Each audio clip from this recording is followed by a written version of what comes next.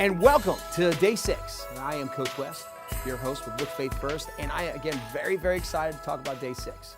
The reason is, again, with all the things we've done, like I've mentioned before, you could do everything right, but you miss one specific key, and it really holds you back from your true purpose, your true potential, and your true impact. And so congruency, like many of the other things, we have some dual meaning opportunities with this, all right? Congruency has to do with you as an individual when you're doing certain things, but also it has to do with you as a leader. When you're leveraging these opportunities or leveraging these tasks out to other people, congruency is absolutely paramount to make sure that you put them in a position to be successful. So let's talk about what congruency actually is. So all that means is what you're doing aligning with your belief systems? Is what you're doing supporting what you believe?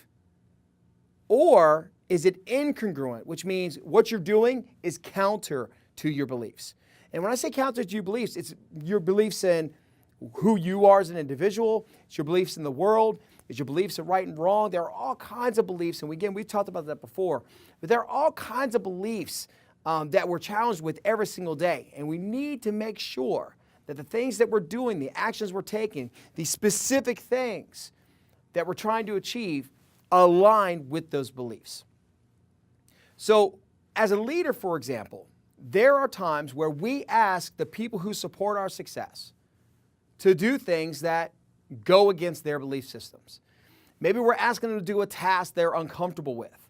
Or maybe the expectation we've set out, as being specific, is actually something they don't want to accomplish because somehow it's against their interests.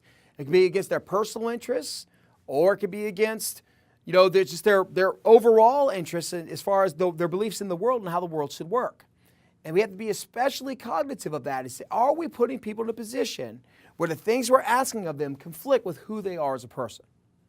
But again, that lends directly to us. There are some times where we have very specific rules about who we are as an individual, but the things that we're trying to accomplish, whether those are personal goals like weight loss, or personal goals like smoking, or personal goals like going to church more, engaging with your kids more, or maybe it's our beliefs in the world overall. Maybe we believe that you can't achieve wealth unless you work more than 40 hours a week, but we want to be wealthy and spend more time with our family. That's incongruency. So it's up to us to recognize when those opportunities for incongruency are actually holding us back. And it's very easy to do. At least this is what I teach people to do at a very low level. All you have to ask is, if I had that today, what would turn me off about it? What would hold me back from embracing it? If that's what life was like today, what would be happening in my life that I wouldn't be excited about?